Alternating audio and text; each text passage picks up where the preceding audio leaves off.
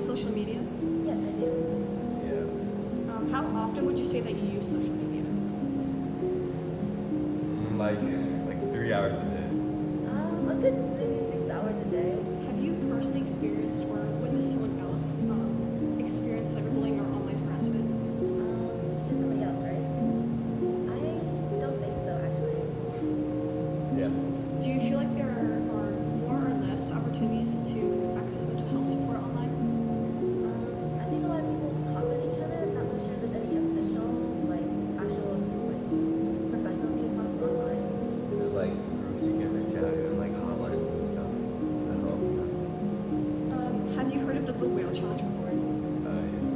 No, I have not. So basically, the challenge originated in Russia, and it basically started with the F7 group. And their goal was to target normal teenagers online and have them run through what is called the Blue Whale Challenge. So it set up a 50-day course where they would message them online and ask them to do various activities that were considered like very gritty and was supposed to make them feel uncomfortable and isolated.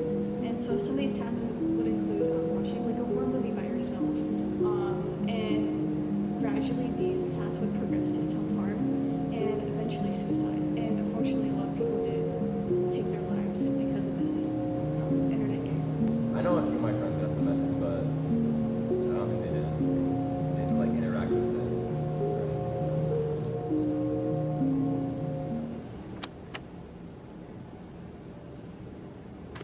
So I understand that you have kids. I How do. old are your kids? I have 5 children. They are 13, 12, 10, 7, and 6. I have 2 daughters. One's almost 17 and one is 18. Do they all have phones? No, the oldest 2 do. The 13-year-old and 12-year-old only. Do your oldest kids have social media? They do. Yes, they do. Do you have any restrictions or rules regarding social media?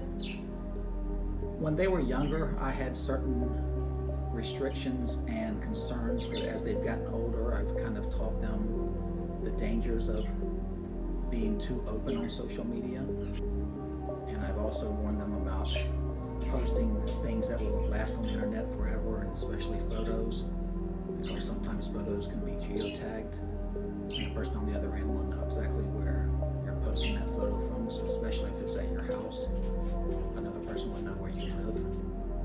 Would you say that you are connected and aware of what your kids post and view online? Not enough. I try to be, but I always have it in the back of my head, what have they erased, what has been deleted, or what's on their privates, things like that. I would say I'm comfortable in only knowing what I know. So I don't know everything, because I'm certain my children, just like every child, will hide something from their parents. So I'm not naive enough to think that I know everything that they're posting. How do you think bullying has changed over time? It used to be literal. When I was a teenager, I was I got bullied when I was a kid for 4 years. And they got in your face, they pushed you, they punched you. It was actual physical bullying. Today, it's obviously they hide behind a camera or a phone or social media. It's easier because you can hide behind the social media. With us, when I was in school, it was, literal. I think in the age of social media especially, bullying has gotten worse because it's enabled people to feel like they can bully more because they don't have that face-to-face interaction necessarily. So it's easy to bully someone online because there's no reprisals for the person you're bullying. So unfortunately, I think social media and the internet has made bullying, and especially cyberbullying, worse. In my role as a U.S. Secret Service agent, we investigate child exploitation, and I have a personal case that comes to mind where there was a 15-year-old boy who was conversing with whom he believed to be a 15-year-old girl online. He had never met this person, but this so-called 15-year-old girl had sent him pictures of herself so he felt like he knew who he was speaking to. The conversation led to the girl asking him to send explicit pictures of himself, which he did. But unknown to him, when he sent those pictures, they were geotagged, so the person on the other line could see exactly where he took the pictures from. That other person then says, "Oh, I know where you live." He sent him a Google screenshot of his home from Google Maps and said, "If you don't now send me more pictures, more explicit pictures, I'm going to send these pictures out to everyone and tell them where you live, who you are, what kind of pictures you're sending." It turns out the person that he was conversing with online was not a 15-year-old girl. It was a 30-year-old male in California who was a child predator. So luckily, the 15-year-old boy contacted law enforcement. We got the case, and luckily we were able to track the subject down and arrest him. Have you heard of the Blue Whale Challenge before? Not until this interview. I just looked it up right before. So, yeah, that's a scary thing.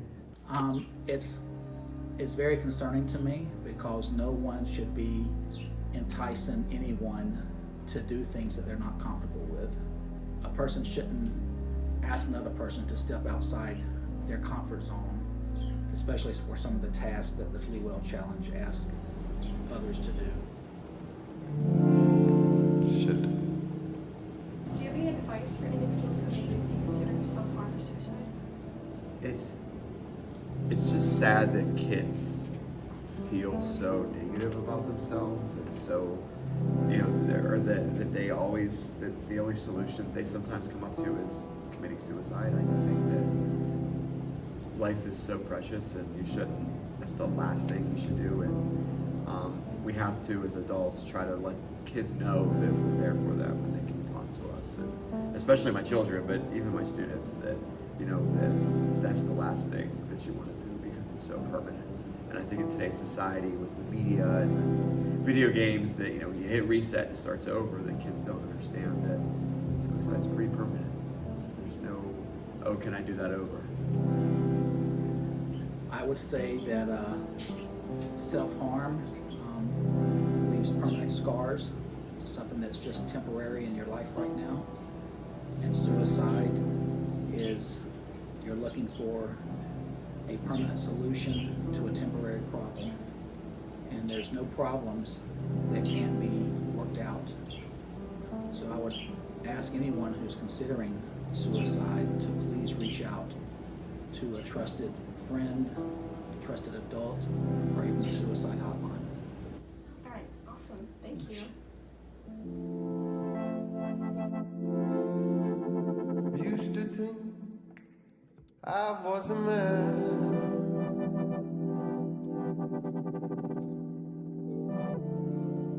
Above these things and all their plans.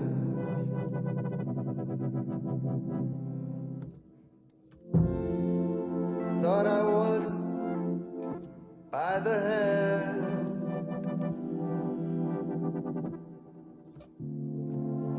Oh, what they loved I don't understand. But now I want what I can. Shit, I'm dreaming.